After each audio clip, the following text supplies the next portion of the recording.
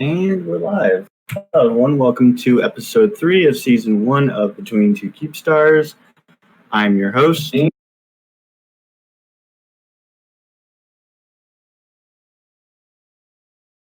forgot to mute the stream on my end, but you know what? That's fine. Anyway, I'm here joined by two amazing guests, Okax and Elise Randolph. Hey, how's it going, everyone? Really happy to be here. I mean, it's between two Keepstars, right? So the double audio is fine.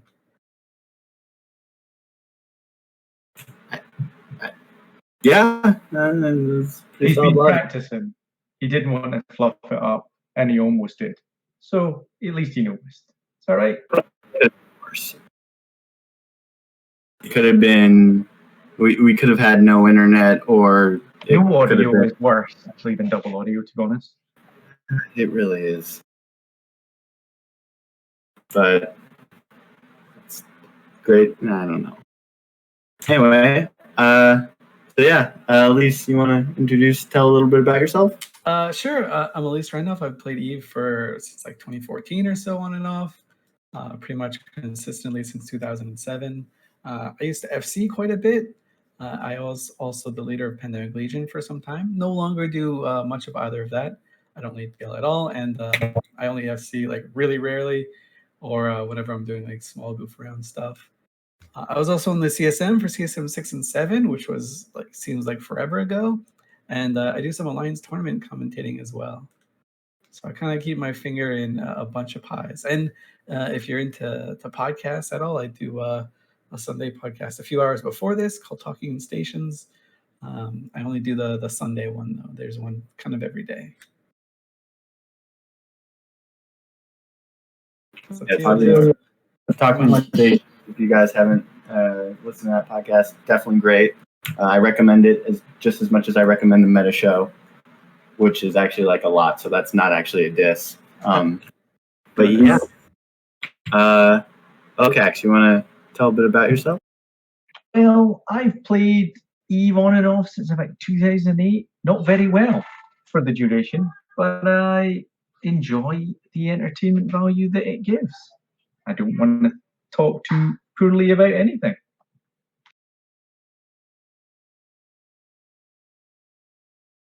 Well, if you want to talk about being bad at Eve, I think I easily checkmark that category with 2 pretty big losses. One of them being the Marshal, but we're not going to talk about it.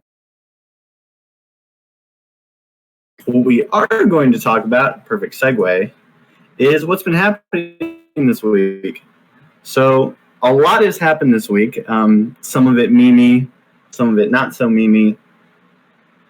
By that, the Phase 4 of Fountain Frank's plan actually came to fruition. Now, when Fountain Frank did that whole thing about, like, here are the 6 actual phases of war, that was a joke, right? Well, Phase 4 actually came true, and that phase was rap battles. And it wasn't Villy.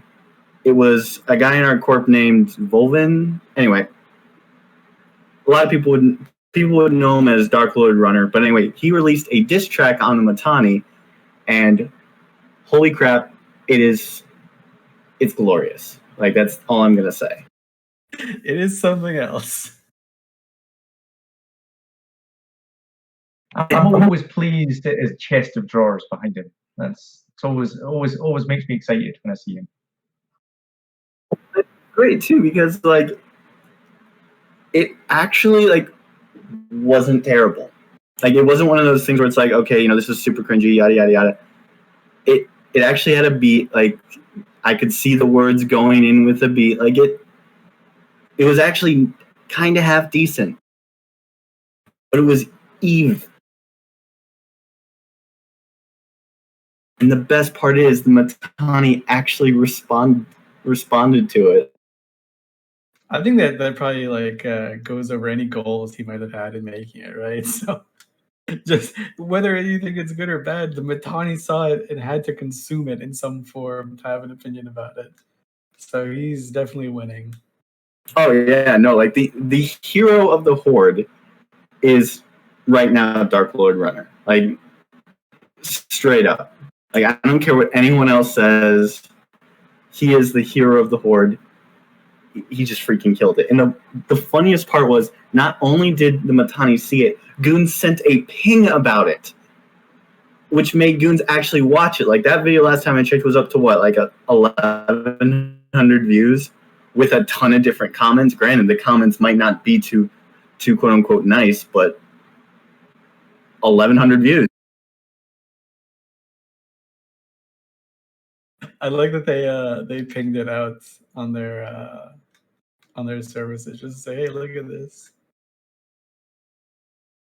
Which, I mean, if you can get that's just a double win right there.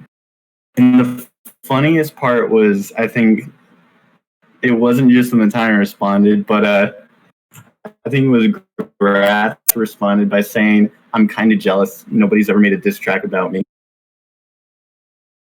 Yeah, that is something. Grath feels like I'm sure feels like he's checked off every Eve box, but now there's a new one that he didn't even know existed. Someone make a diss track about you. But anyway, actually, if you guys haven't seen it, you should either go to twitch.tv/darklordrunner, ask for the video there, join his Discord, yada, yada, yada. This is not a paid promotion. I just think that this video is actually so great and everybody needs to watch it. So that's my whole spiel. No drones were harmed in the making of that diss track, by the way. Yes, because... Okay, I'm not going to say what I was going to say because that's getting into, like, sort of, like, political territory that's out of the scope of Eve. But anyway, there's some jokes that shouldn't be made. That's what I'm going to say. The next thing that we were to cover, which originally I thought this was just me, like, hey, 2 faction Fortizars blew up, but then 2 Keepstars blew up. And so far, the spin there has just been unreal. Like, it's been, first off, like, hilarious. And secondly, it's been, well, hilarious. And it also marked the end of the quote-unquote fountain burning. So now we can see PanFam and Tappy, or whatever you want to call them, moving all their forces out of Fountain. Apparently some groups that live locally there are now going to expand out and take over. And right now, actually, I'm pretty sure that's the only place we've gotten to, because nobody knows where PanFam or Pappy is going to move. Except, of course, High Command does. My thought is they're going to move down to Quirius and then take over Quirius and then use that as a springboard to invade Delve, because from Quirius, you can actually jump into Delve instead of having to take regional gates. What do you guys think about this? The last two Keepstars are exploding. It's the end of the fountain. Yeah, Marks is a pretty neat little benchmark for how far the Pappy forces have come so far, right? So Fountain, the Imperium never wanted Fountain to last forever. I think they thought it would last a little bit longer than it initially did. But after that one fight in LTAC A, where the initiative lost a bunch of caps, I think they made the decision, this region's really not worth holding too much. Just let the Pappy forces clean it up or whatever. And that took quite some time, right? So we saw the initiative moved from their staging all the way into Wadash 2, and then they took that gate over to Delve. All but 2 of their Titans made it. Those guys went the other direction by accident. But then ever since then, the fighting over this stuff in Fountain has been kind of sparse. I think 2 weeks ago, maybe it was by now 3 weeks ago when they were going. No, it was 2 weeks ago. During over the KVN fight, the node died, and then the Y-2 fight, boat bombed all the legacy Ravens and saved the timer. So like they'd show up just to slow momentum down. But the last one's kind of, I guess, the nail in the coffin happened when PanFam moved their supers into iTaxi. They were just like, you know what, screw this, screw these Ravens dying, screw these smart bombs. We just want to get this over with. And after all the supers are in, the Imperium didn't want to jump that gate into Y-2. And rightfully so, right? Like that would just be suicide. Yeah, no, it definitely felt that like once the supers moved in, it was just like, nah, fuck this. We're gonna get this done. We're just gonna drop supers and titans on it. As far as like let's just get this done, that was a smart move.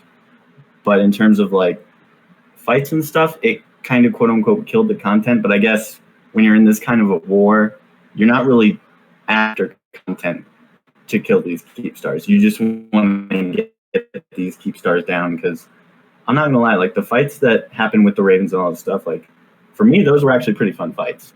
Like I thoroughly enjoyed those fights. But when you're trying to take an objective so you can then move on to the next objective, it's not really the best plan. Yeah, I think you want to leverage the amount of fun you have too, right? So you don't want to just get everything done with and go on to the next thing. I think you want to have some fun mixed in there. I know Horde's been having some fun, even grinding structures unopposed. They've had some good times there. I think something like 1,000 structures died in Fountain, something crazy like that.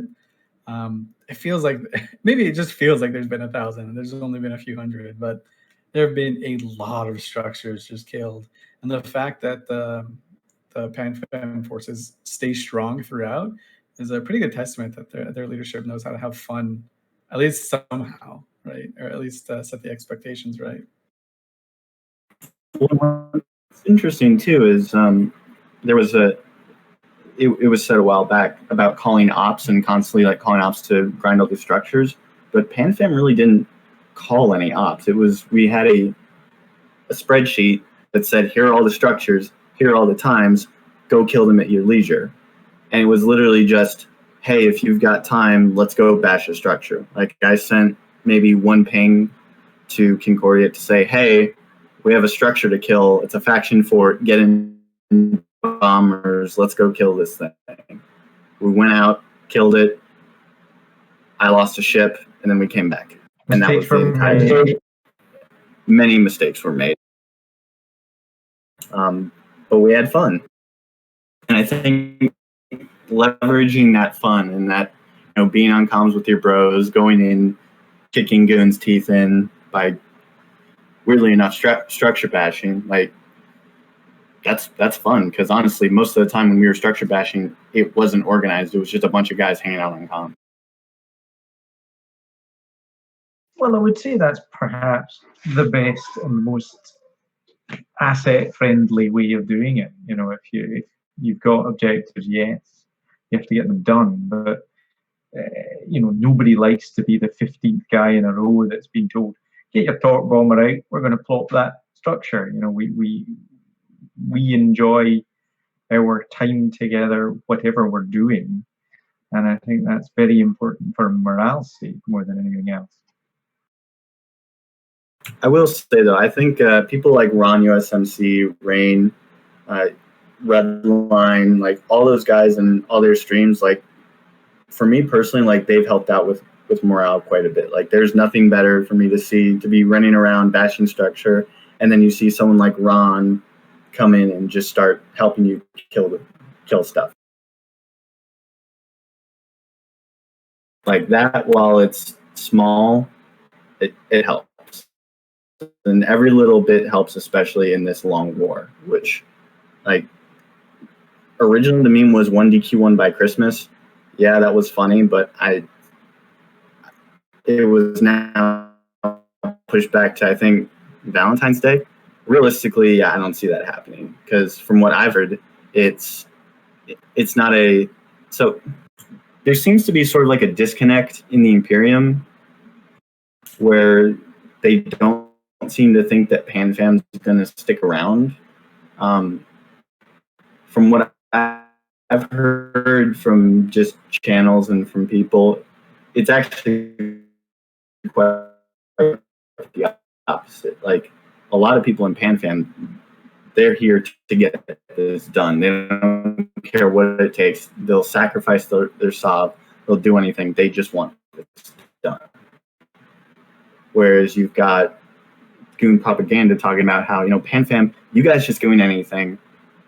Well, it's not a different war doctrine than maybe, PanFam does. Whereas PanFam, it's we're hard deploying, we're going to hit this, we're going to get it done. Whereas Test, and I can speak from experience from the fraternity war, it was, yes, we are fighting this war, but we're going to be in it for the long haul. We don't want to burn our members out. Yeah, I think that's like managing expectations and managing people is a huge role, right? In Eve, especially you're talking about, especially probably when it comes to Horde, there are a lot of people in Horde who haven't done like a huge war like this. The last one was the First World War B, but maybe they weren't like that involved, or maybe they weren't interested in nullsec at the time. So a lot of people don't really know what to expect.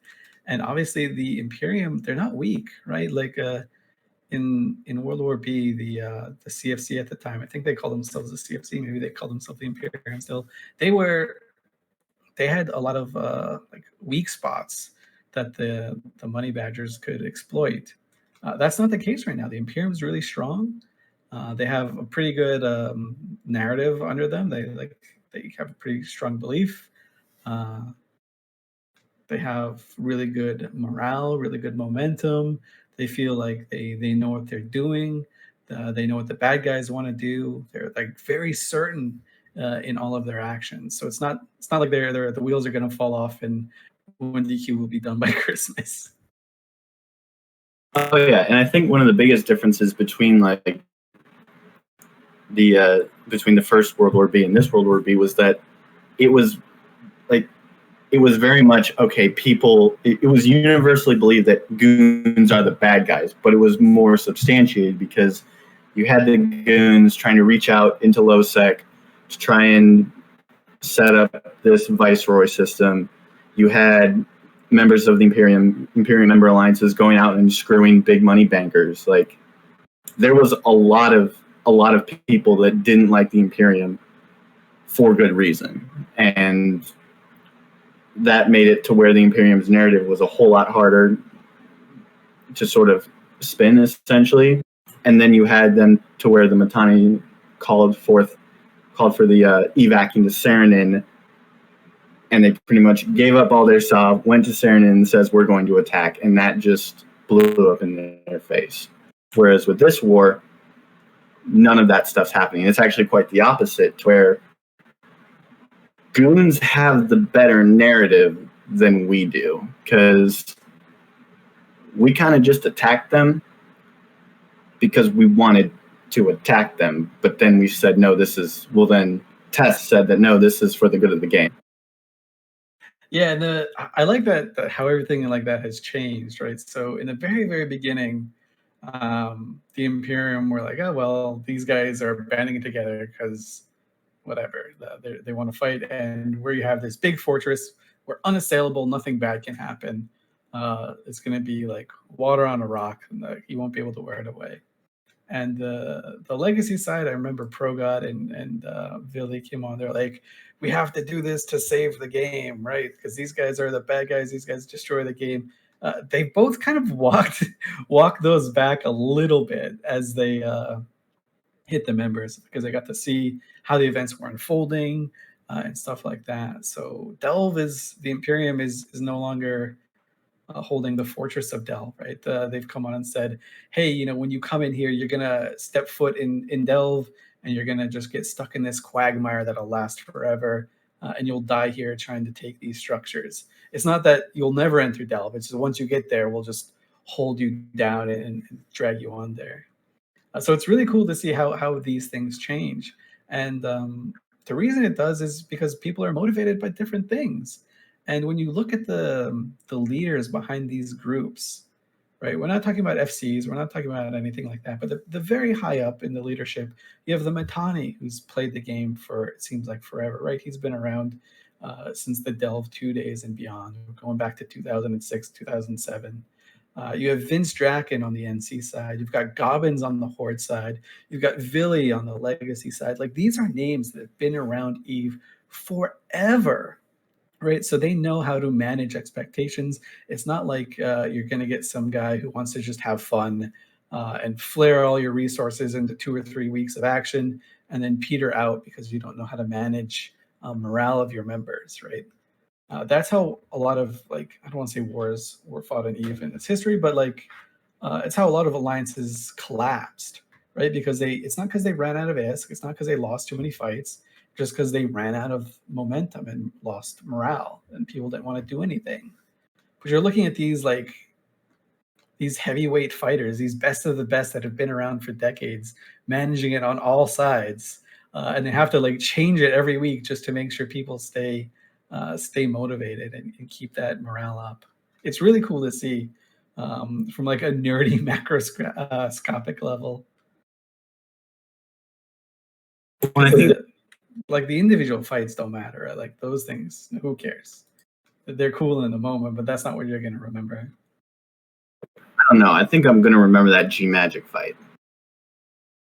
But I wish I was there.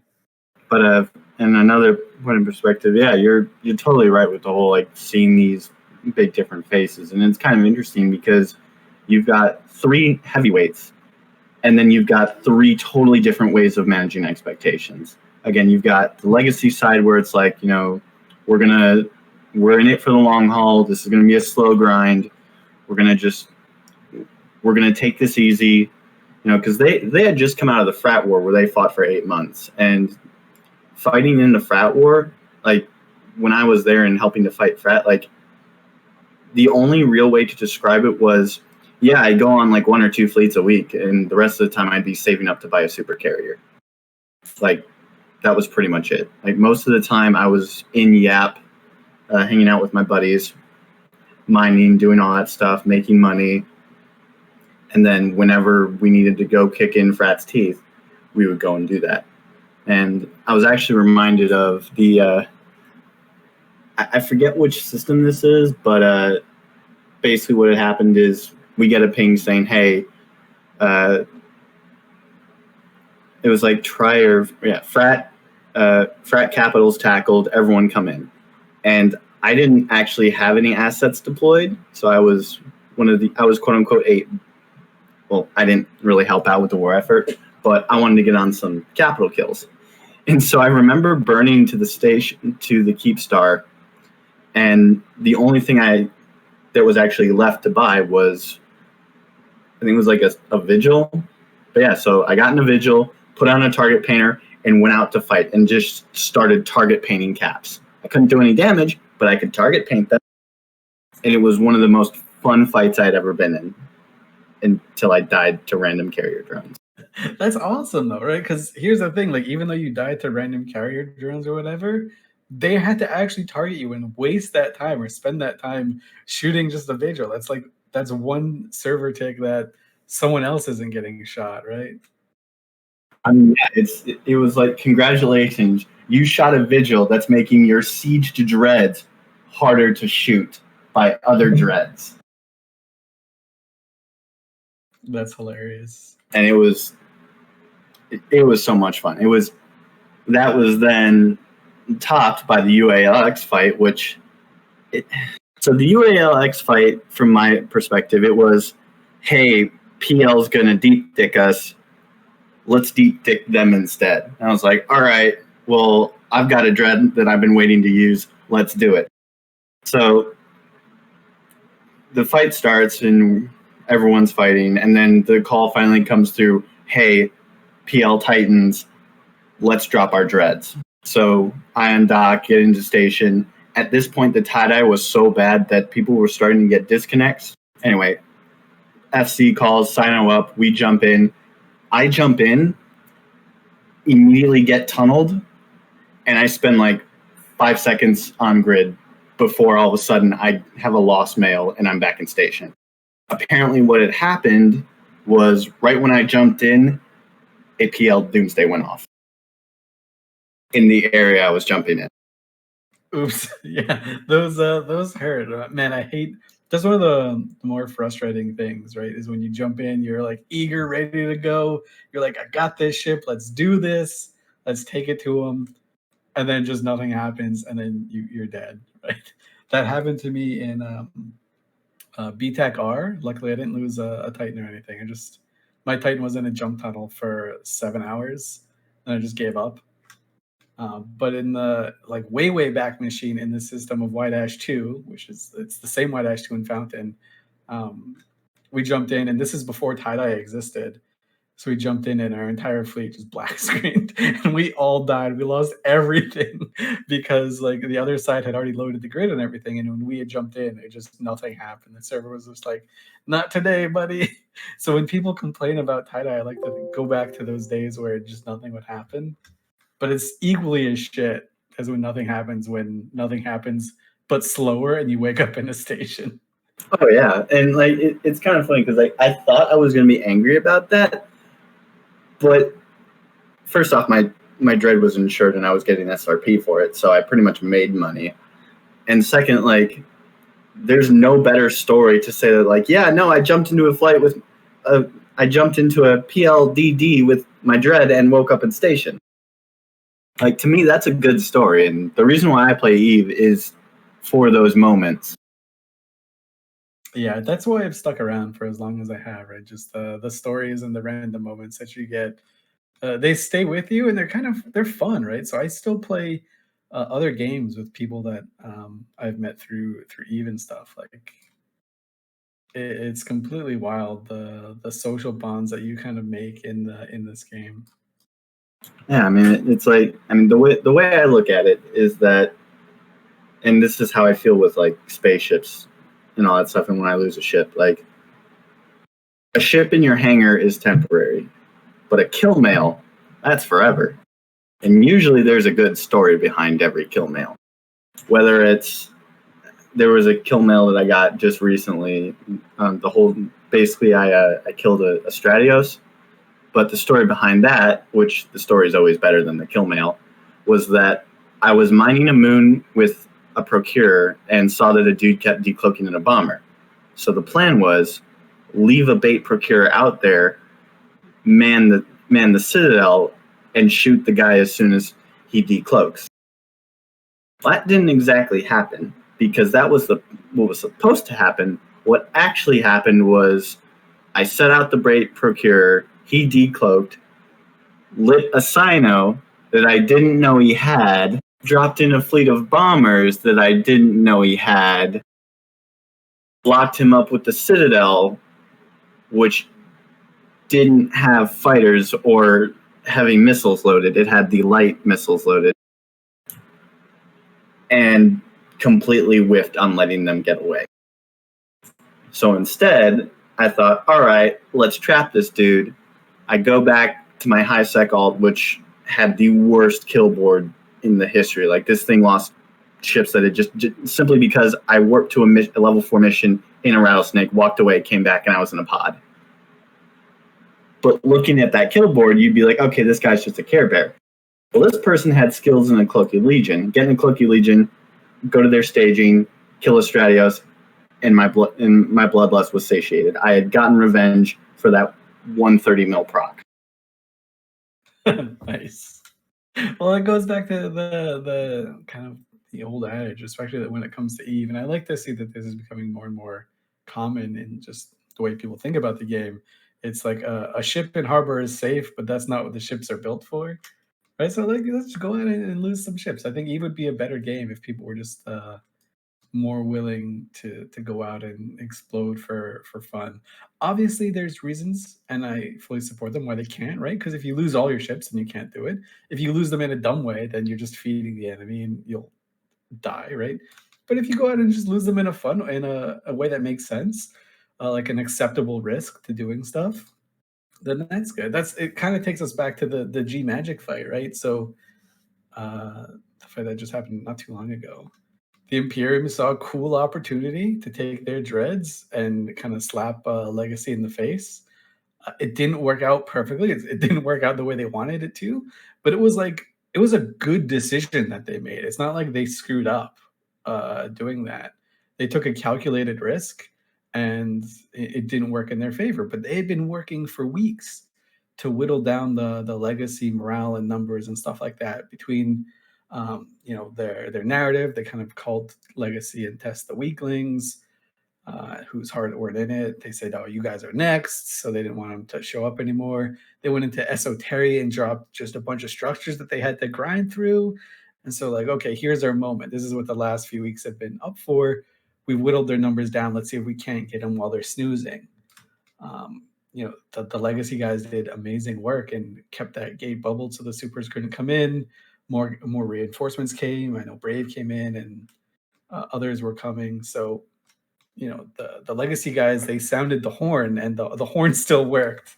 But the Imperium side, they took, I think it's a super smart risk, right? Because what do you have to lose? It's 300 billion dreads. They're insured. They get SRP'd because they've got just buckets of money just floating around in space that they can pull from. All those guys are back in dreads. And I'm sure the people had fun too, right? So that plays into it as well. The next time they're going to have more dreads. And if Legacy don't respond in the same exact way, then their supers are going to get beat up. And then you have this morale snowball where the guy was with the dreads are going to get more and more, and the guys with the supers are going to get less and less. Well, and it was kind of talked about, I think, it actually might have been you who said this morning on Talking Stations, and it was the thought of Asher made that call because if he did win, then that would be a huge morale boost to Imperium and a morale hit to Legacy. However, it didn't end up that way. Yeah, but here's the thing, right? Even though they swung and they missed, they didn't really lose out on anything, right? Like the Legacy guys, they did what they're supposed to. So you can't really, it's harder to spin that into a win, right? So the Imperium side took this where, and this is why the Mittani needs to get a little bit more credit, and Asher and all of them, they need to get a little bit more credit. They put themselves in a no-lose situation. So yeah, they lost the ships, but they can spin it and say, hey, we did this for a reason. Here's why. And it might work next time, so let's keep trying.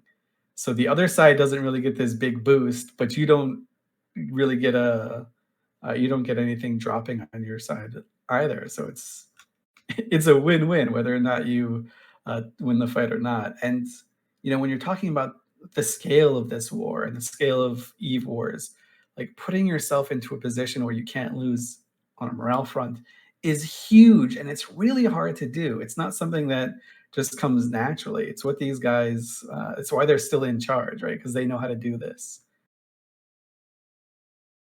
Right. And my favorite whole part of that fight was the spin, because I'm a guy who, there's nothing I love more than spin. And the spin for this was simply, it was the largest example of Imperium insurance fraud, which you really can't disprove that, because at the end of the day, all those Dread pilots, except the Vehement pilot, which RIP Vehement, made money. And that's part of that whole, it's a win-win situation that you were just talking about. Yeah, when we talk about that, we definitely do. That's a good point to point out. The Vehement pilot, he shit the bed, right? He made the mistake for sure. So he doesn't get to. He definitely got the fat L on that one. But I mean, at the same time, like, he got to use his Vehement. Like, if you disregard the fact that it costs like 40 bill and you probably could have gotten a super for the same price, he got to use it. But yeah, that's absolutely true, right? I mean, that's not going to be SRP, but that guy probably has printed so much money in the time he's been in Delve in that entire area that he doesn't care. Oh yeah, I mean, like, if you have a Vehement and you're just throwing it around in a thing that you're probably going to die, like, you can imagine that he's probably got like 5 more. Or at least that he'll be able to get into a normal dread, like just a Moros for the next like 20 ops, and he'll be fine. For that, which, okay, so I don't understand why people hate the Moros so much. Like, the Moros, when I first saw it and I first started playing this game, I was like, I want that one. Granted, that was after I saw the Knicks, and I was like, I really want that one. But like the Moros, okay, yes, it doesn't really have the range, or it doesn't have the greatest range, and it doesn't have the greatest tank.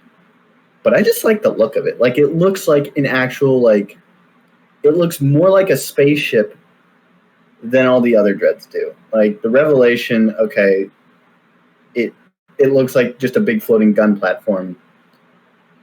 The Phoenix, I mean, the Phoenix looks like part of a station. Like if you look on some of the station models, you can literally see part of a Phoenix jutting out from it. And then, of course, the Naglfar. Well, I really can't say stuff about it, or else the Eve Mafia will come after me because vertical supremacy. Yeah, I think like when I look at the things that they're doing in Jita, they're definitely just taking apart Phoenixes and just slapping it on there to make it bigger. But I'm with you. Like the Galente ships in general, like the big Galente ships, all seem like very spaceshipy to me. The Nyx was the first ship that I ever like wanted because I thought it was like the most spaceship looking ship that's ever spaceship. Uh, and the Megathron also feels that way for me. It just feels cool to be flying a Megathron. Like with the Megathron, I want to say like it was, you know, those quote unquote like old hot rods where they would have, you know, the really big engine that's just has no business of being that big, and then the little tiny driver's seat. Yeah, exactly. It does feel like a 40s hot rod or something with that big long nose with a just engine all the time. That's what I feel like whenever I'm flying the Megathron or the what was it? The what's the Serpentis one? The Vindicator. Oh, Yeah, that's just such a cool ship too. Yeah, the Vindicator. Whenever I feel like whenever like you're within 10K of that, it's just gonna be a big FU, because that thing can web you to where you're moving pretty much at zero, and blaster damage, while it can't hit the broadside of a barn, if it hits you, you're dead. In the 1 year in the Alliance tournament PL, we couldn't come up with a better flagship. We didn't want to use the Balgorn because we thought they sucked. So we were like, what should we use? And we picked the Vindicator. And I got to fly it exactly once. And it was the most yoked out, coolest Vindicator in the world. It had a Toby web on it. And it just felt amazing to fly. It wasn't that great. Like it did, we ended up not using it very much because we were like, yeah, this is okay, not great. It's not worth the cost of losing. But it was just like, it just felt like it could just be a cool spaceship. Another spaceship actually, and this was one of the first ships I flew, and like when I first joined an old corp, which later became Fountain Corps and then died, I think, was the Talos. And that thing, while it's not really used much, like that thing just looks like like I said, like a hot rod motorcycle. Like you put flames on the front of that thing, and yeah, you've got a hot rod. 10 out of 10 to whichever art person at CCP made the Talos, because to this day, that is my favorite looking ship besides the Nyx and the Megathron. When the Talos, and this, I know we're getting off topic, but I can't not talk about the Talos sometimes. When it first came out, when it was first released, they had all the wrong stats on it pretty much. I'm pretty sure it had like an extra mid slot, and had a way lower mass, and it was way more agile. So you could basically fly it like a Cinnaball, and it has this massive bonus to tracking. So you could just fit the large neutrons on it, fit it with null, and just warp into a camp and start burning away. And the interceptors would chase you, and you literally just one-shot them in your blaster Talos while you're going like 3,800 meters a second, because you also had off-grid links when those existed. It was so broken and yet so fun to fly. I'm actually pretty sure that's what my corp did, because like we didn't have any logi. It was all just Talos fleet, and it killed pretty much everything. And that was back It might have been during the same time because that was back when there was still test friends, please ignore. I don't know if you ever remember that. Yeah, yeah. It was back in the Montolio days when, and I can't believe I'm saying this now, when having allies in high sec actually mattered. Then again, with the high sec markets, knowing mercenaries in high sec kind of is useful now. I think it's going to get more and more useful too when these quantum core things like come into play.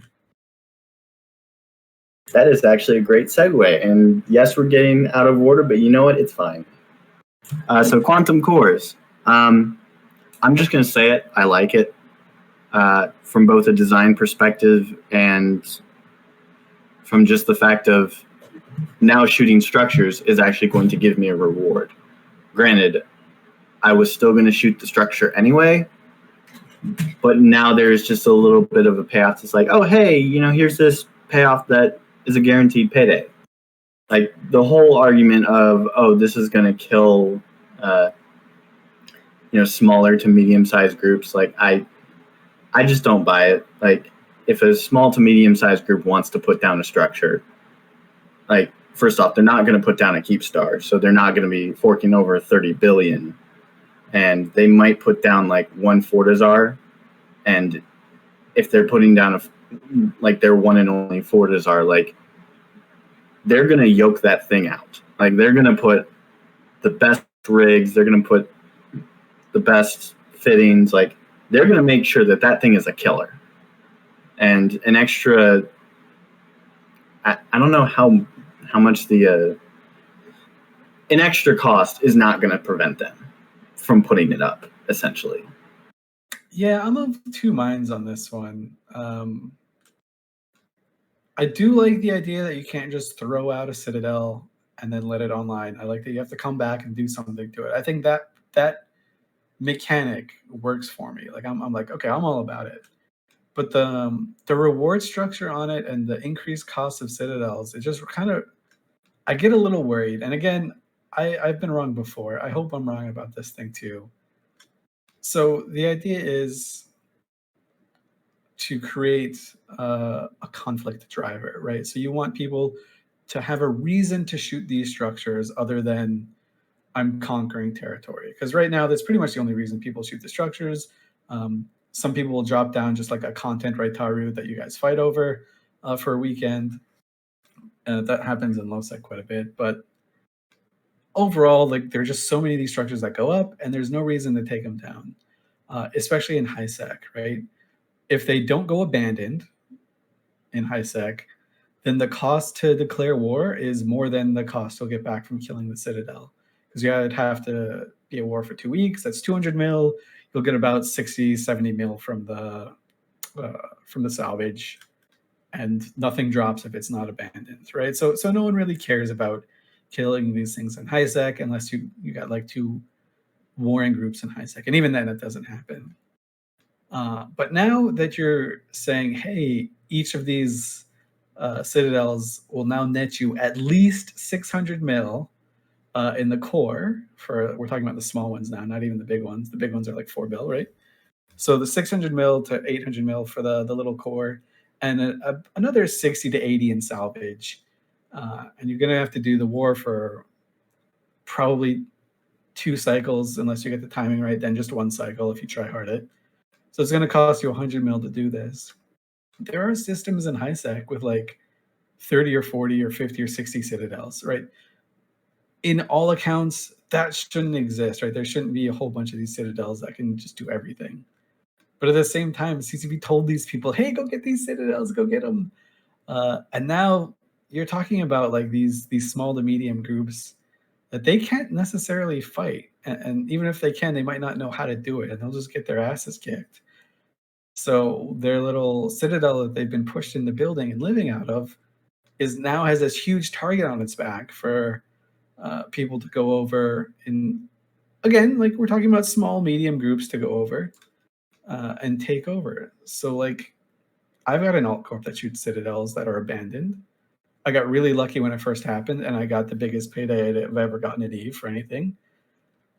but it took me 30 minutes with 3 Leshak alts, right? If I just get a few more friends involved, if I'm like, hey, other guys, let's go ahead and do this. There'll be 9 of us in Leshaks, remote rep Leshaks, and we can easily hit damage cap with just a few.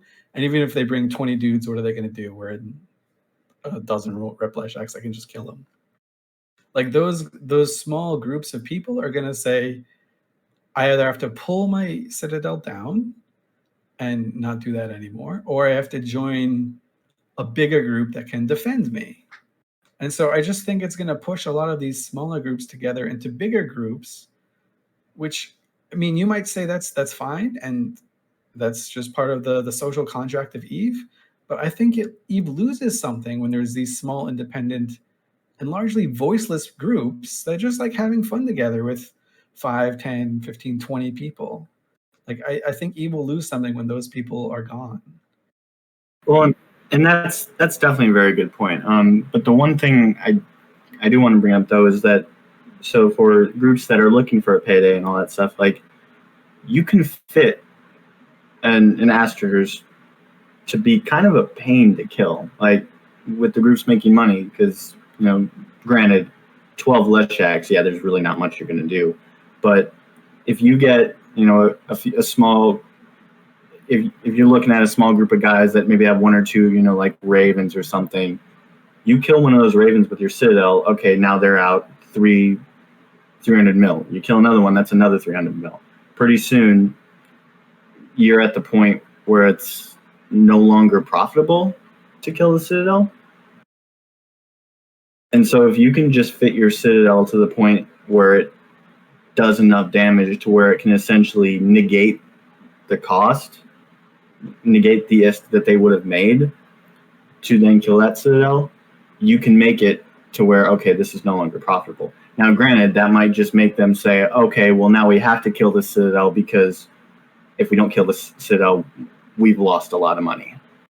Yeah, no, that's a good point, right? So the people in Isaac that are just after the easy payday, they want the low-hanging fruit. If you defend it, if you man it, and you have a lot of jammers and you have some griffins around that just constantly cancels the Leshak's ramp up, they're gonna get annoyed. They're gonna say, you know what? There's a group of guys who won't do this, and they'll just leave you alone, or they'll leave you for way later when they get more desperate. So that's like a really good case, and maybe that group, that small group that fended off the lazy war deck guys, maybe they'll have a cooler bond. Maybe their corp will grow in a new and cool way that we didn't expect. Maybe that does happen. Yeah, I and would argue. Yeah, you said something about small groups and large groups. Actually, getting the proper definition of that is they were all small once, and ultimately the conflict driver that you're discussing is exactly that. Do I think it's good or bad? I was slightly disappointed that the mass changed. I was looking forward to all these empty wormholes again. But you're spot on the money. That it will drive people together, and probably for the betterment of high sec. I gotta attest. And another thing, because I try not to focus too negative on it, because I'm pretty negative about the change, and I don't want to just say, oh, it's shit, blah. I mean, that is definitely one of the things that could be a positive, right? And there's another one, the high sec mercenary groups, even low sec mercenary groups, like those guys kind of have all died off, right? There's more, there's like 3 or 4 more, but that's it. There's no reason really for them to exist. They shoot pocos and stuff like that and handle random disputes. But now they'll finally have like a way to earn money and attract or actually retain their talent, right? Because right now, if you're an up-and-comer pilot or just an FC in one of these groups in high sec or even in low sec, there's a cap that you hit, right? And there's only so far that you can go. Then you say, okay, well, I'm going to go to null sec because there's more opportunity for me, cooler stuff that I can do. And so they start losing their talent as these groups create it. Now there's going to be way more reason to hire some high sec guys to save your citadel or to kill someone else's citadel. And these guys can just say, okay, well, I get a payday from you giving me money. And when I kill the citadel, I get an extra 600 mil. or if I go for an Asbel or something that's floating around, maybe I get a 3 or 4 bill. To you and I, maybe that's not a lot of money, but to them, it can add up quick, right? You're talking, if they do like 100 of these guys all of a sudden go from making like 6 bill on the salvage to like a good amount, like 60 bill. They can get a Titan already. They can get their own supers. They can build some dreads. So I guess that is one of the positives. I'm just still really wary. I don't really.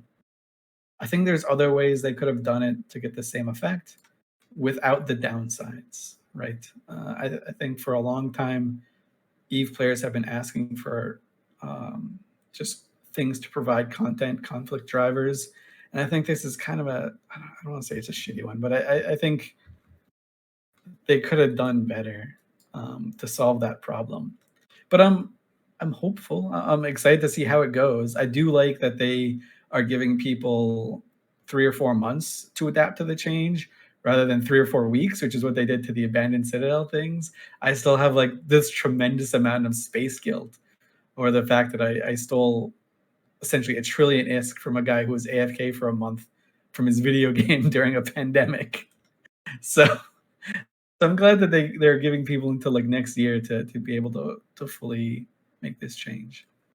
Yeah, no, in the time frame that they're giving us, like it makes things so much easier if you start from day one. Because I know for Concordia Citadels especially, like the moment they come out, I'm gonna start getting those things shipped.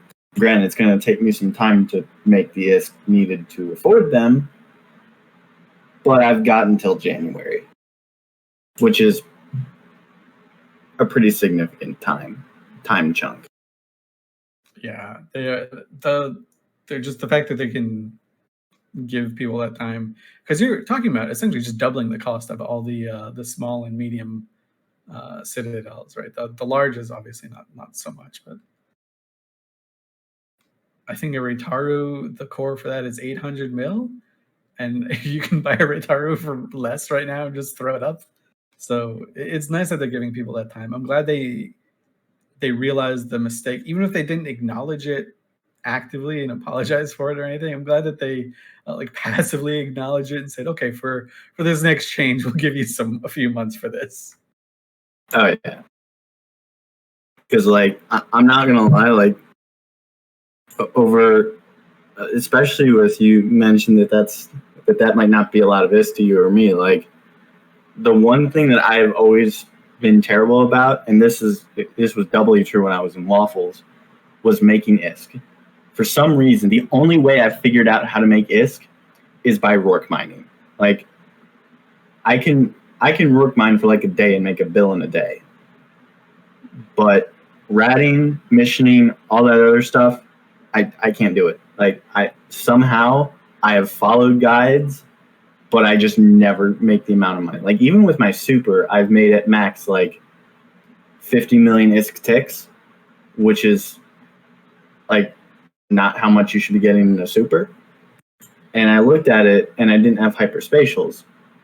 But for me, I'm not going to put a hyperspatial on something that I just saved for IRL to buy.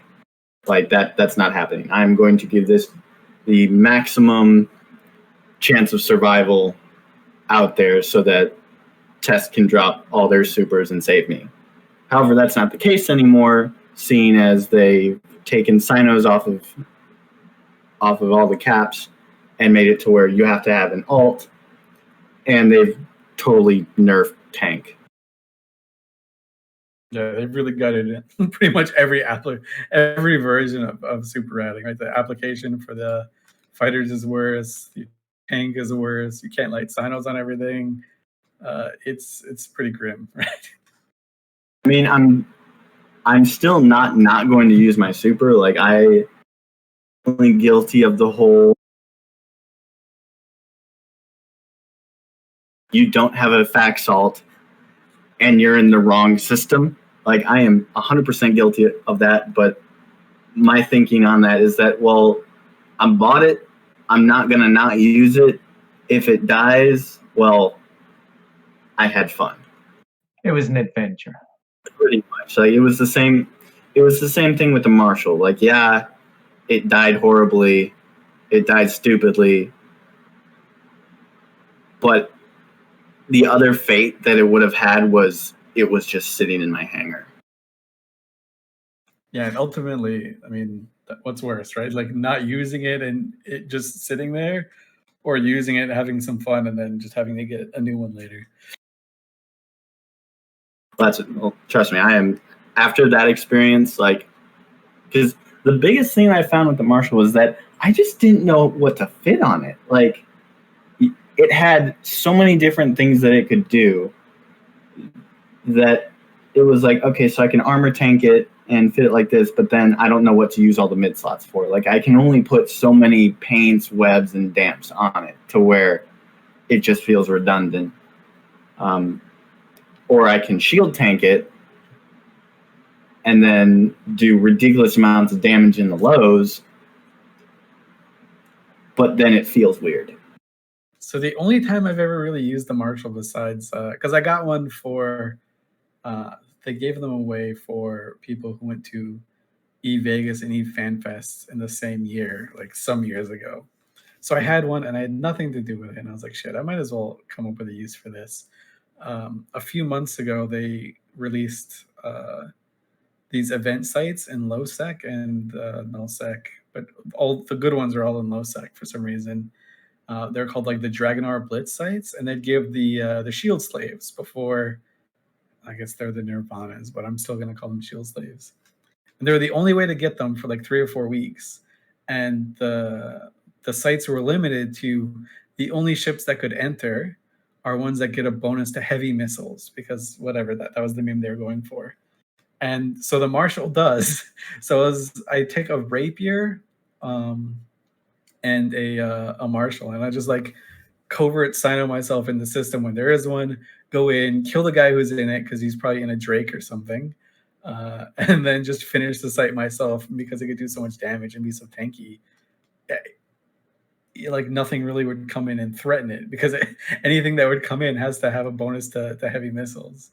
So it was like really, really fun for that one week where I got to use it. And ever since then, it's just been sitting in my hangar collecting dust. And I'm like, what can I use this for? It fits so weirdly. It's got like 4 BCUs and that's it. Yeah, I remember, so it's weird. I had actually contacted my buddy and I was like, hey, you got any good Marshall fits? And he's like, yeah, here, let me give you this really weird fit. I can't afford half of that stuff. All right, let's meta this and make it so that it's kind of a cheap fit.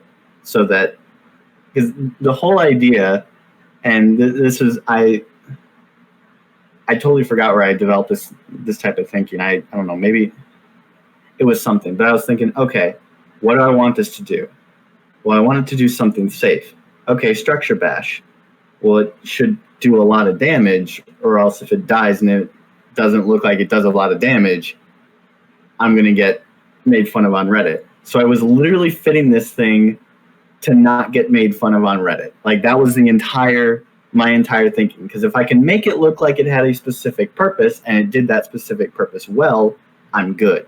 Because at least I can come up with a good story as to why it was fit. That's so funny, like fitting in a specific way to avoid getting shit posted on Reddit. But what was funny about that was it worked up until T1 rigs. Because nobody questioned the fact that it had all shield mods in the mids and damage control, and ballistic controls, a syndicate damage control, which I can't remember why I put that on there. I think I just wanted at least some faction on it.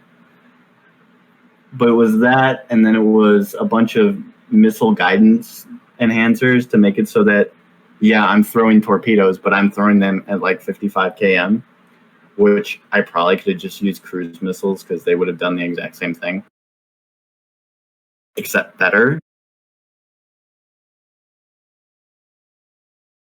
But yeah, that was fun. What were we talking about? Structures? We were talking about the quantum cores that are gonna be shoved into them. But I mean, I'm sure you've got structures on the brain because you've probably grinded through your fair share. I've done a few. Yes, so the greatest thing about having a list of timers just in like a Google spreadsheet somewhere is that because right now I work from home. Working from home, I have pretty much 24/7 access to Eve as long as I'm not on comms or doing anything, and I can still get work done. So essentially, when I would go on my break and when I would go on lunch, I would just log into Eve and go kill structures. Like, that would be my day. It would be get up, go to work. Okay, it's break time. Log into Eve, go shoot a structure, log back off, get back to work. Oh, hey, it's lunchtime. Go shoot a structure, come back, do work. Like, I was literally planning my breaks and lunch to hit these different structure timers, and depending on which structure it was, would depend on which structure on I actually took my break. So, like, if there was an Athenor in the morning, but 3 Fortizars in the afternoon, I'd say, okay, well, if I shift this break here, I can then hit this Fortizar, and then yada yada yada. That's a proper commitment. Like, I don't think I've ever planned my day around structure bashing, but now I have. Because I want shiny kill mail. There you go, right? And that's I mean, that's as good a reason as any.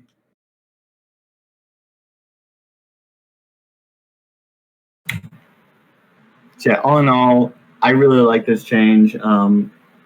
I don't think it's going to really affect small groups as bad as we think, mainly because like being in a small group and a small to mid-tier size group, it's kind of weird saying that because like, yeah, Concordiate is like a 200-man corp, and at max we'll get like 20 dudes online, but we're part of Pandemic Horde, which is part of PanFam.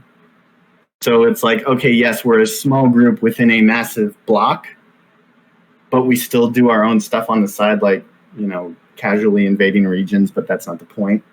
But yeah, no, it's weird because like Concordia, we have that small group of mentality of we do our own logistics, we have our own FCs, we do our own fleets, and we have all that stuff going. So we can operate independently of PanFam, but also operate with PanFam to go and crush goons.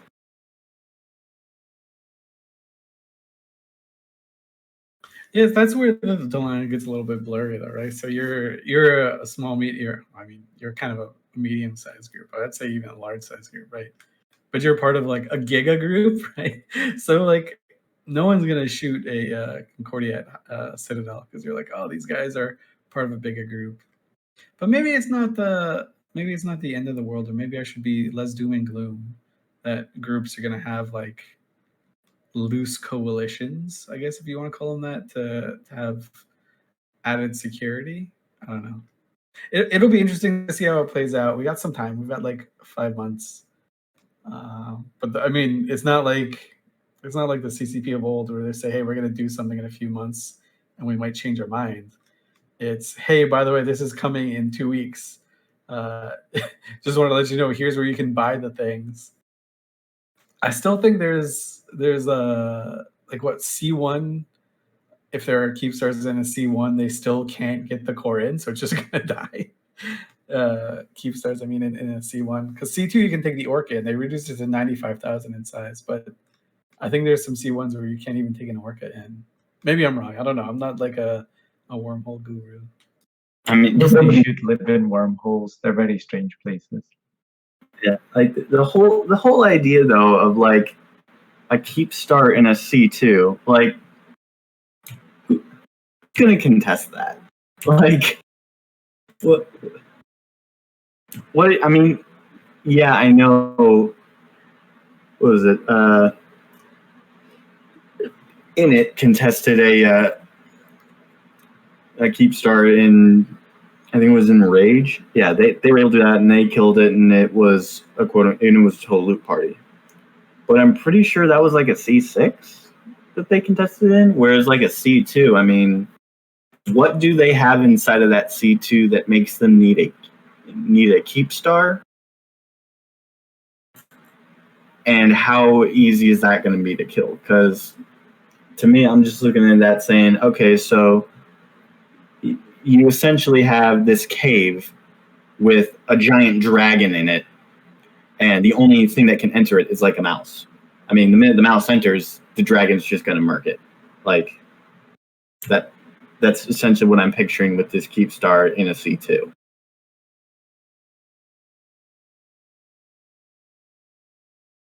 Yeah, I think someone had. I was talking on TAS earlier today where they're like, "Why would anyone put a Keepstar in like a C1? That's like building a mansion in a forest."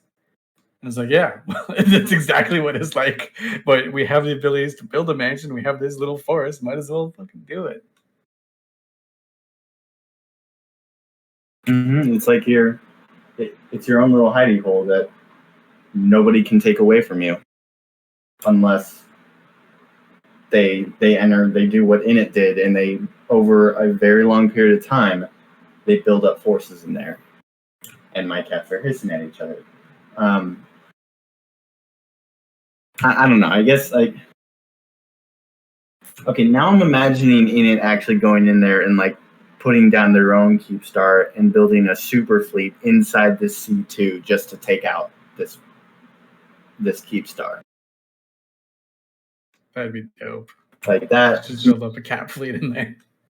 It's like, yeah, we're totally reason. It's like, yeah, guys, I know we just spent all this time building up a cat fleet in known space. Yeah, now we're gonna do it in a C2, and once we do it, we're never getting those caps out again. Like I feel like that's like, because you would need a lot of ISK to do that, and it'd be funny. If it were to happen, it would definitely be the top of Reddit for a few weeks. And to me, that kind of sounds like an Init Goonie thing to do. This time next year, they might not have any space, so might as well do it, right? Crap up. Speaking of not having any space, that just reminded me, and we're even going even further off topic, but it's hysterical. So when I was in test, there was this, and I think I told Grath about it one time. It was something called the JITA plan. And essentially, it was Sapporo's pipe dream of, if tests were ever to lose their space, they would enact the JITA plan. And imagine burn JITA, but on steroids, because the entire plan is basically shut down JITA for a month as a tantrum action. And originally, I thought, okay, this is just a meme, this is just a joke, like, Sapporo's not really going to do it, like, and then this war started, and I was like, oh god, if we lose this war and Test loses everything, the JITA plan might no longer be a meme. And the thought of that terrifies me. But at the same time, it would make so much sense too, because if they shut down JITA, then everyone's just going to say, okay, well, we can't use JITA, we might as well use Tranquility Trading Tower, which means they then make more money. Man, I'm so glad. I'm so sad I didn't have that idea. Or, I mean, everyone had that idea, but no one had like the real follow through to put a Keepstar down in perimeter. That's like one of my big Eve regrets. I have a bunch of little market citadels and little like research citadels spread out through HiSec, and they make pretty good passive money, which is weird. You wouldn't think they do, but even like taxing 5 or 10%, they still make a good amount. They pay for themselves plus 2 or 3 subs. But imagine just being the guy that owns basically the biggest market in the game, and they get to take 1% of that. Yeah, no, I had an Asbel put up a little while back, and it's weird. Like, it never actually made money. Like, it made a little bit, but the amount of Visca that I had sunk into that, it was basically just for me as a little, like, my quote unquote little sandcastle. Because one of the things that I've always loved in Eve is this idea of like having your own sandcastle. And that's part of the reason why, like, the minute I have the ISK after buying all 4 faction Fortizars, because like those things are pieces of EVE history, is to actually put down a Fortizar in high sec, have it open to everyone, put a bunch of services on it, and just sort of have it as, like my one little sandcastle. And if someone attacks it, okay, well, good luck, because I'm going to fit the thing out to where it can literally kill almost any subcap. And if it's able to kill at least one subcap, that, to me, that's ISK positive. Well, it's not ISK positive, but it's kill positive, because it's weird. Like, I've stopped really caring about ISK positiveness after I got on the CO2 Keepstar. Because, like, the minute you kill one Keepstar, you're ISK positive forever. And then you kill another one, and in this case you kill 6, there's no way I'm ever going ISK negative. Especially because I don't fly Titans yet. Yeah, I think at this point, especially if you're in a big group, you just have to go through one campaign, and like your Z killboard numbers will stay at like 90+% forever. Especially with ISK positiveness. Like, where was I going with that?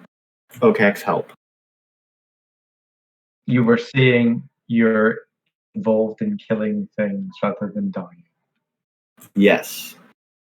That, even though that didn't make any sense. All right, that's a good EVE mentality to have. I think for a long time, people cared about killboards way too much. In the early days of EVE, it was important to show off your killboard, because like, you had people with 40 kills versus people with 500, and if you're in like the high end of PvP, you want the people with a couple hundred kills. But then after that, it just became worthless. Or like like your killboard is super meaningless. It doesn't describe how good you are at the game. It doesn't describe how long you played. It just describes how long you played with a certain number of people. So I hope people kind of like move away from that. It was a meme for a while, like the whole killboards green thing, that we used to make fun of AAA because they kind of cared about it a little bit too much. But then people started taking the meme seriously. They're like, "Oh shit, we need keyboards green." So I'm hoping more people take that mentality and don't give a shit about the killboard. Just wanna have some fun.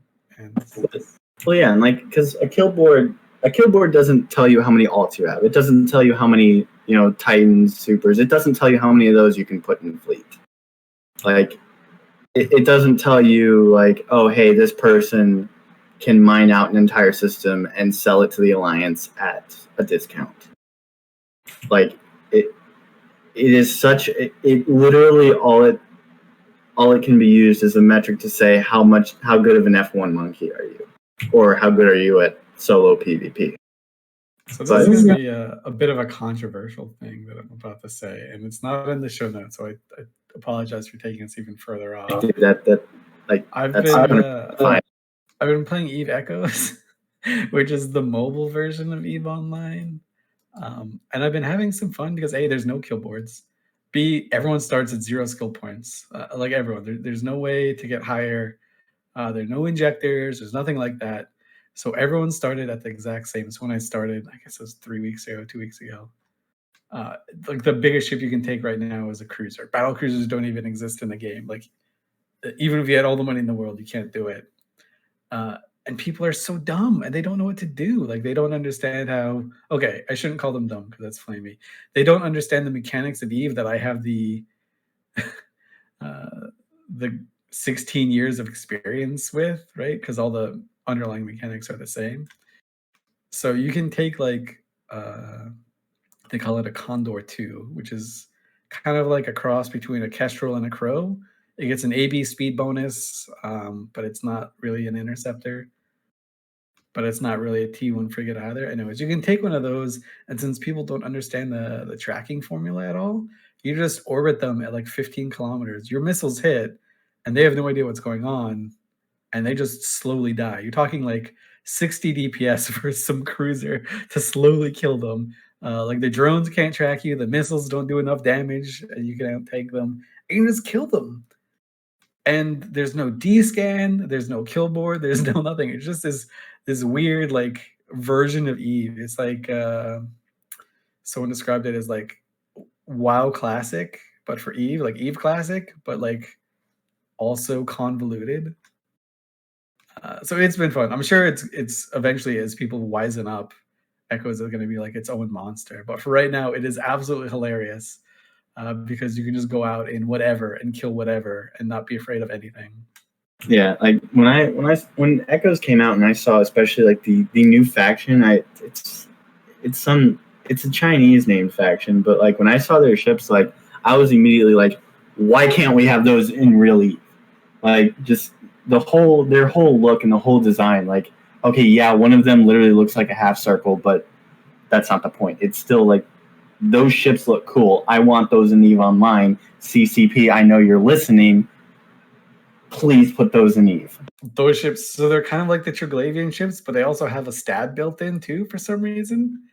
Like the ships just have a native +1 warp core strength.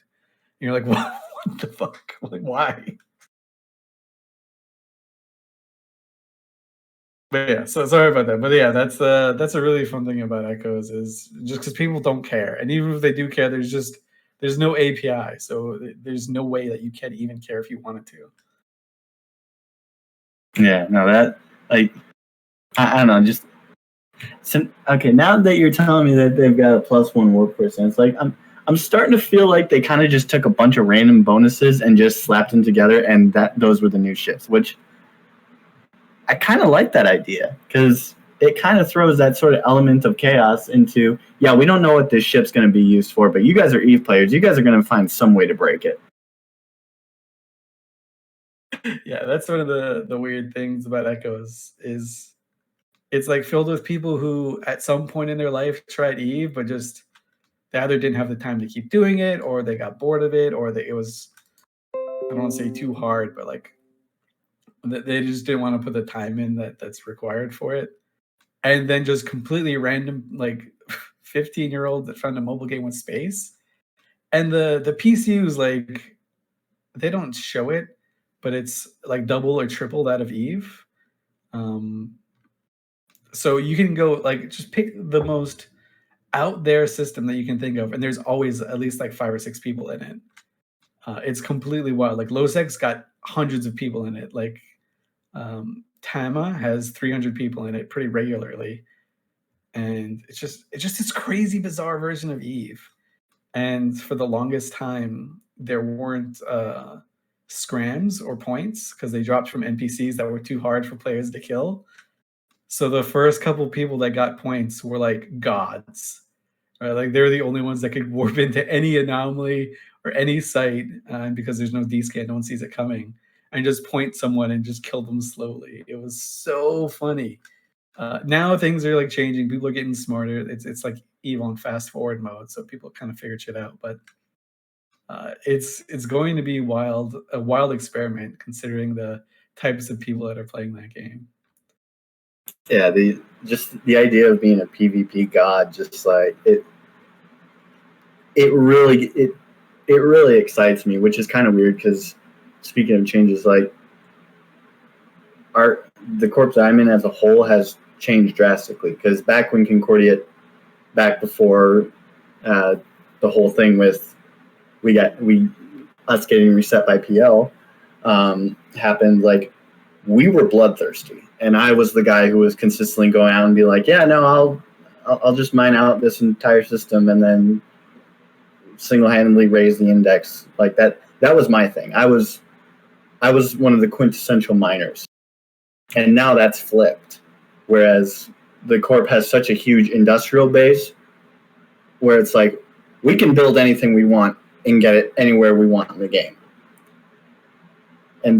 And now, instead of being the quote-unquote miner that I was back then, I'm now in an FC position where it's like, okay, guys, let's go kill shit. It's just weird how things change. That's funny. You've had like a pretty amazing like growth through Eve. You've kind of experienced everything. A lot of people, like, they don't even get to that point, right? It doesn't mean they're good or bad or anything like that. It's cool to see how motivated people, how they grow through the game. And as someone who's been playing Eve forever, it's like really refreshing. So I don't get jaded about the game because a lot of people that have played for a long time and in my positions, they just get like, I quit. I've done it all. I don't need to do anything else. But seeing like these new or hearing these stories and seeing these people make their rise through the ranks, it's so cool. And I'm like so honestly entertained and like infatuated by them that I can never stop, right? I'll never get too jaded. I'll always want to hear like the next story that comes out. Oh yeah, like I remember a lot of the current Horde directors. Like I remember playing with them when they were new to Horde and they were in our group and we were just sort of hanging out like that. And now they're up and they're like the highest ranks of Horde, and it's like Jesus, like has it really been that long? Man, so I know CCP Fozzie gets a lot of shit from the community. I think a lot of it's undeserved. Well, I think all of it's undeserved, but whatever. I'm a huge Fozzie simp at the end of the day. The one thing that I think he'll never get proper credit for is he and his team like redesigned frigates. He did like the balance pass on frigates. I forget what they called it. Whatever. They did a balance pass on frigates and made it so they were all like kind of useful. Instead of just being kind of shitty. And same for cruisers, right? They went through and kind of just went through all the Tech 1 ships and said, hey, we're going to make these ships a little bit better, more flyable, more useful in all situations. And that made like the nullsec groups kind of pay attention. They're like, shit, we can really use these newer players and they won't be useless. They're not going to be like a burden that we have to like bring up through the ranks and babysit. They're useful from day one. And that's where you get like the Karma Fleet, the Hordes and stuff like that. That's where these things come in from. And without that one change that Fozzie's team did, and in my head, it's like just Fozzie sitting in a dark corner doing all the numbers and math in Excel and changing all the ships himself, which is not the case. It's a team. But without that, I think like groups like Horde don't exist. And who knows what the game looks like without Horde, Karma Fleet, Brave. Like it's something I can't even wrap my hand around. Well, and I think it's good too because it used to be where you had these big sort of like the 1% of Eve, and I can't believe I actually just used that analogy, but the 1% of Eve, you had NC, PL, where it didn't matter how big your group was, they could just helicopter dick anyone they wanted. And now we're starting to see that shift to where it's like, okay, they can no longer do that. It's more of these groups of newbies that have like tons of people. You really can't go helicopter dicking them, right? Whereas, I don't know, it used to be supers and titans and all that stuff. There was no competitor. Like you could not compete with them. Now it's more you can compete with them, or it used to be, but now it's like, okay, you can compete with them because now everybody has supers. Like it's kind of weird. Like I don't know if you've noticed that.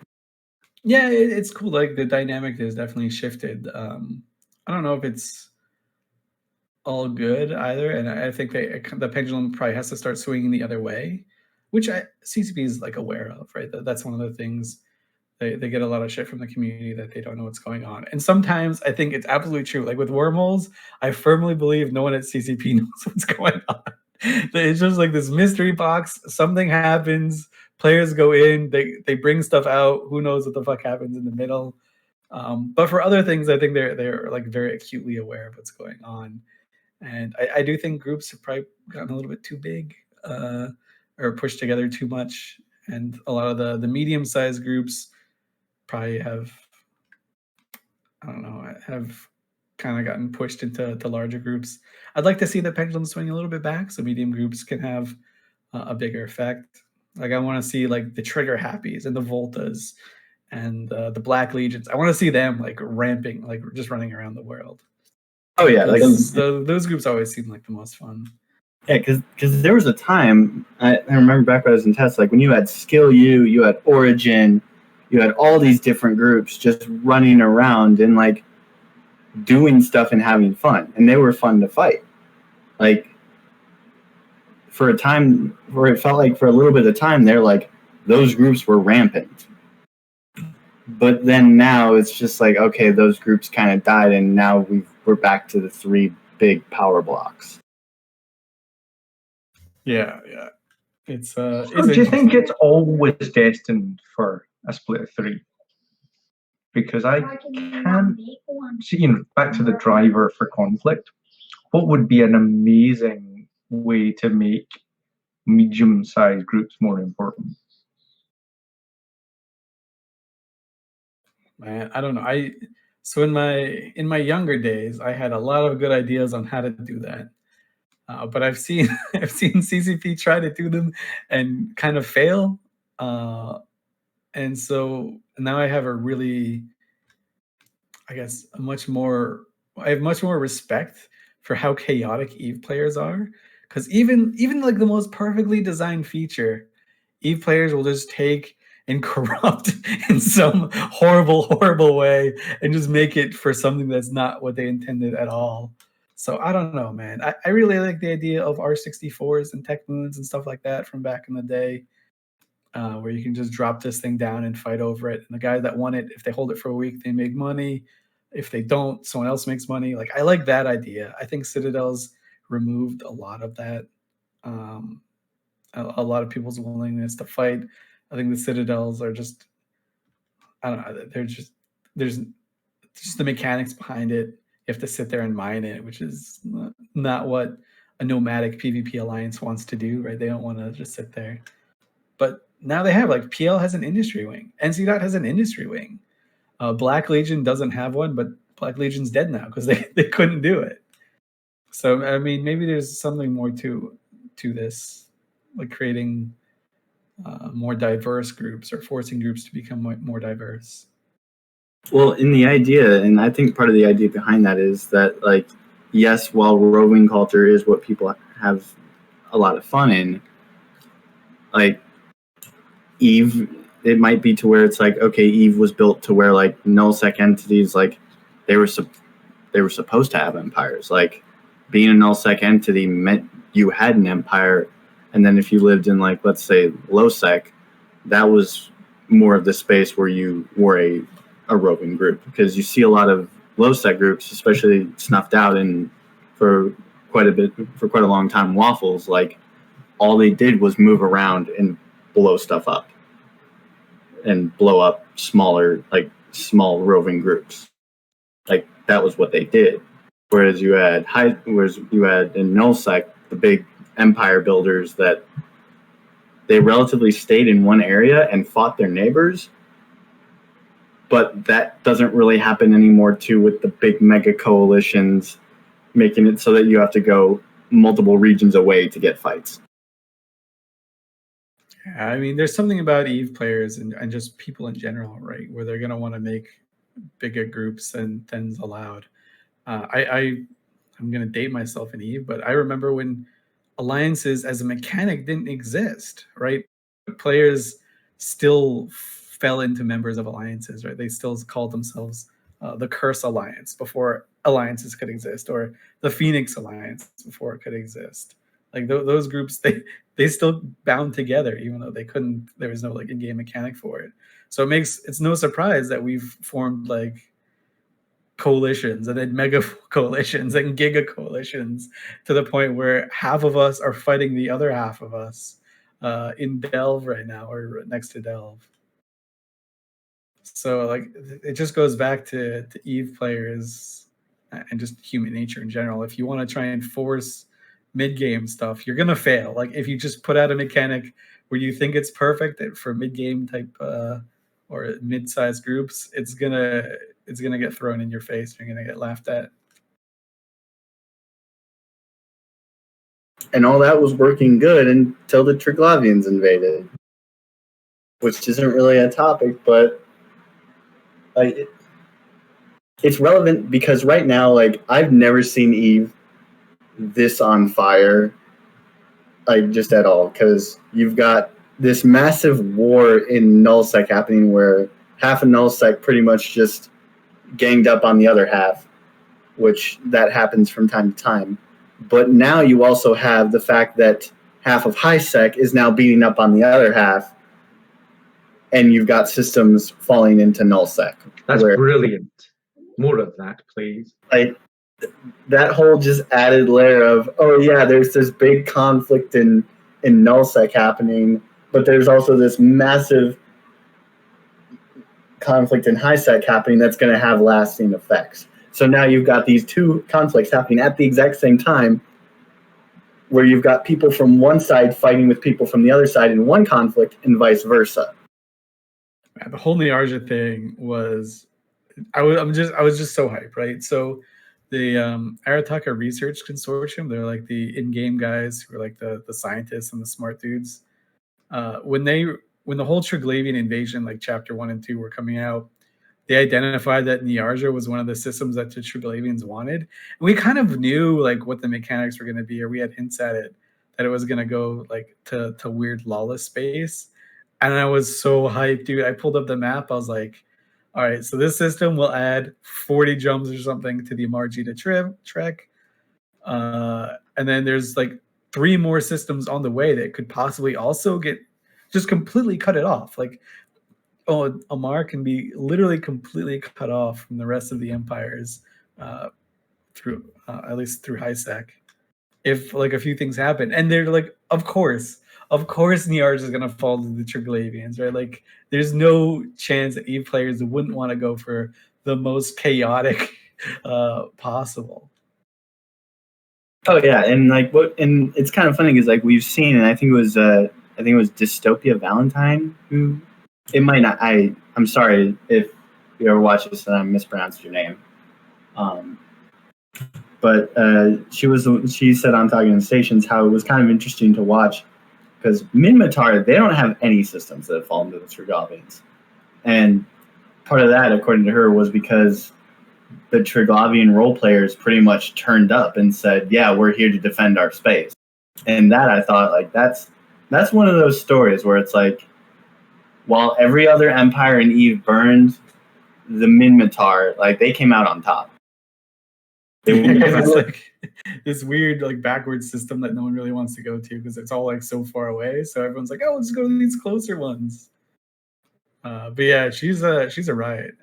Her thing is Baleful Dysnomia. Her in-game character is Arcia Elkin. She's like a giga role player. It's really fun.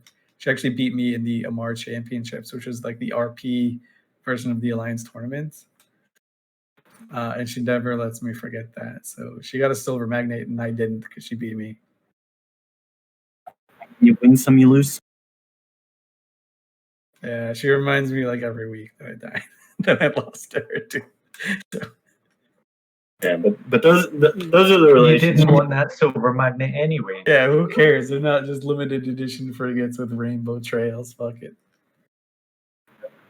Same thing with Fountain. Didn't want Fountain anyway. It was a floodplain. Didn't want that silver magnet anyway. Yeah, exactly. And Fountain's one of my favorite regions too in the game. Like, just I just have this weird emotional connection to it because when I first moved out to 00, the first group I was in was in Fountain. So I have like these fond memories of flying in my little shitty Drake, killing like Cormac, or trying to find Cormac. Like, I'd go belt ratting because like anomalies didn't really exist. So I'd go from belt to belt and doing shit. So I've always had this fun memory. But it's a cursed region. Like, let's be real. The whole region is haunted. Like, get me out. No one wants to be here. I'm glad we're moving. I'm sure bad shit's gonna happen if we don't move out in like 2 weeks. So far, the worst. The worst. So. Yeah, that's what I'm saying. The region's haunted. Yeah. And it was kind of funny because like the very first system, and this was back before I.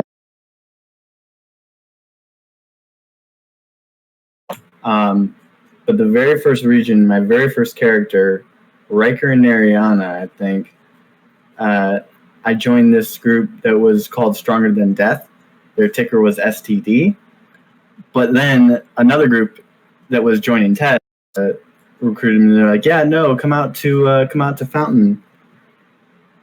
And their home station was out of the Y2 ANO, the Y2 station. And so coming back was like, hey, I'm finally home. But instead of coming home to set down my roots, I'm torching it with a flamethrower. Yeah. I was looking through, so as we were warping through, like doing various ops, right, through Fountain, I'd just like right click in space and it'd be like, oh, this bookmark's from 2007. That's weird. Like that's some old random pos that I had back in the day. And it's just so funny to go through like that memories. Yeah, one of these days I'll put down a Prometheus in Y2 and name it Y2 Memorial Station, only for it to get immediately explodified. Yeah, if goons are still in Delve, it'll definitely get explodified fast. So here's the one thing that I will say about goons. I tried to join them twice. Twice I have failed. I don't know why.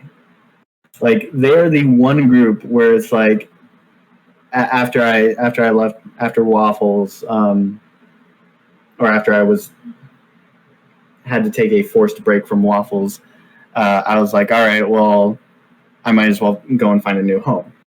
And so I applied to Karma Fleet, but this tune was literally coming from PL, so that made things a little bit difficult. It was probably like a huge red flag. It's like, hey, we probably shouldn't let this guy in. I wrote like this massive like sob story of why they should let me in to try to get in, because again, like, I wanted to do something new. Anyway, that didn't work. I ended up in test, and that's where I fell in love with Dreadit. So if anything, I'm fighting this war because I just don't want Dreadit to die. I mean, that's a good reason too. Like, it's fun how people find their forever homes through lots of stumbling. I will say I like to kind of see how different areas of nullsec specifically work. So I have a lot of alts that I used to use them for spying, but now I still use them for spying. Let's be real. And I have some characters in Goons, and I have some characters in Test. I gotta say, like, it's not that different, right? The people are very, very similar, right? They probably are way more similar than they want to believe that they are. But everyone that I've met in those groups have had, like, they're having fun playing Eve. If you want to call them the good guy, if Azure wants to say, hey, we're the good guys or whatever, at the end of the day, they're having a good time playing Eve, and that's I think that's the most important part, right? Like, without becoming too sappy. Well, and it's like, here's the thing: like, I'll meme on Test, I'll meme on Goons, like, but that's just the band. Like, when I say, oh well, the only reason that Goons decided to attack Brave was because they couldn't beat Test, like, that's against Goons as a group. But like, when you hear me talk about like Brisk and the Matani, like, first off, I'm just gonna out myself. I think the Matani is the funniest freaking human being alive. Like, the way he gets up on the meta show and calls everyone puppies, like, that stuff's hilarious to me. But that's also because, like, I don't really take the meta show seriously. Where was I going? Oh, I'm more likely to make fun of the group as a whole, but the people are pretty cool. I gotta say that I think Vince McMahon needs to learn from the Mitani from a lot of the things that he does. Like, I think he can improve his brand if he pays more attention to the Mitani. I like the guy. I was on the CSM with him for CSM 6, and say what you want about him. Say he's a heel or whatever. He knows how to play the heel. He cares about the game, like, very, very deeply. Like, he like, some of the things he suggested as the CSM, this is when the CSM had a chairman, right? So he was the chair. Some of the things he suggested actively went against how his alliance would benefit. Like, he tried to nerf the alliance for the betterment of the game with some of the stuff he did on the CSM. So, like, say what you want. He's a good dude. I like him. I'll keep, like, being. I guess we were frenemies for a little bit. I don't know. I still think he's a good dude. Yeah. Well, and like, And I mean, even if you were to like look at Goons, like the actual stuff that they've done, like they, in terms of good for the game, like they have been quote unquote good for the game, because unlike what they used to do, like they used to take over big swaths of regions and say like, this is our space now. But then you look at what they've recently done, like they've consolidated pretty much their entire coalition into that one region, and then they would go burn a region and then immediately pull out and then allow smaller groups to sort of come in and take that. Like, yeah, the glassing of tribute and all that stuff, yeah, that's a real bummer. But it also allowed a lot of groups to go in and, you know, take that space, because Goons didn't go and take it. No, they immediately just left. So I don't know, that whole argument of Goons are bad for the game, not as strong. Like if you're gonna go to war, just say what it is. People were bored and we wanted to kill Goons.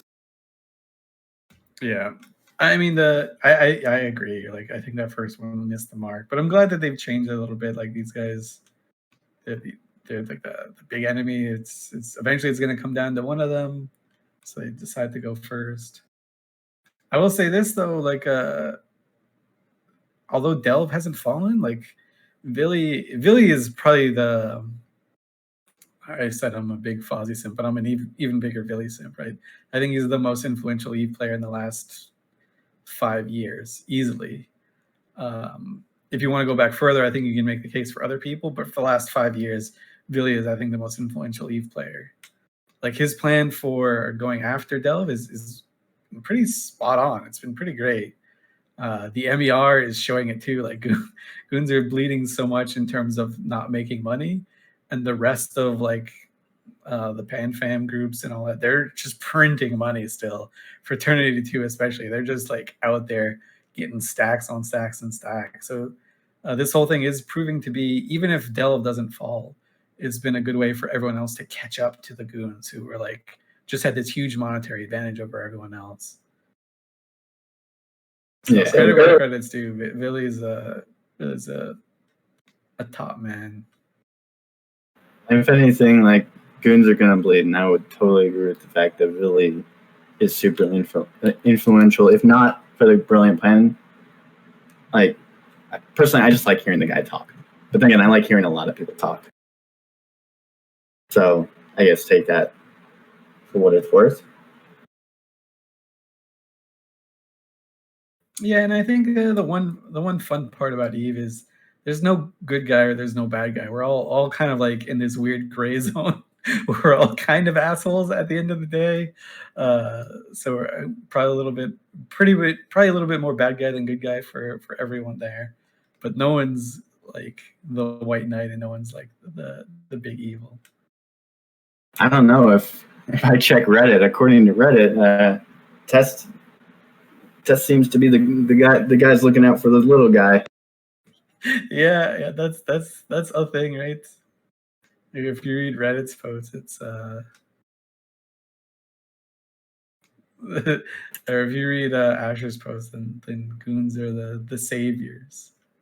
I think the reality is that everyone's just some weird spot in the middle where they're all kind of assholes, but fun assholes, enjoyable assholes, jerks that you want to hang out with. And those are the best kind of people to hang out with.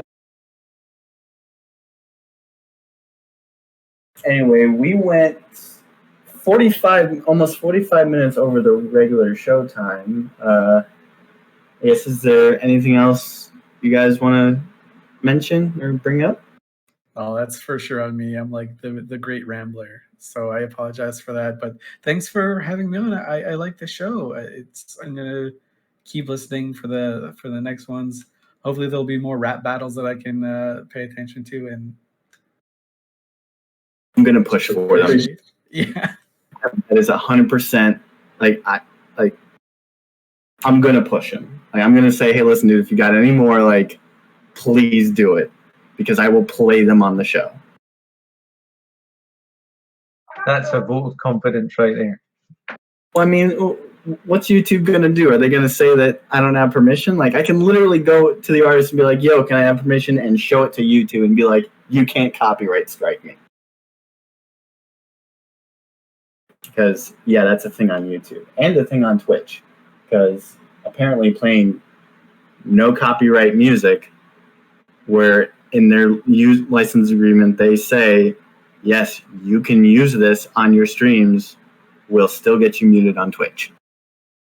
Very interesting. Anyway, guys, I'd say this show was a pretty good success. Thank you all for watching. An extra special thank you to Elise for showing up and to OCAX for also showing up. This has been easily one of the best shows out there, mainly because this one also successfully got recorded. And yeah, thank you guys for coming. Any final words you guys want to say? Other than the ones that Elise you just said? Oh, I'm good, man. I appreciate it, and I'm glad that this was a success, in part because it got recorded. So that's always good. Yeah, we had twice as many recordings at the beginning. I was there too, but I'm pleased that we all entertained one another.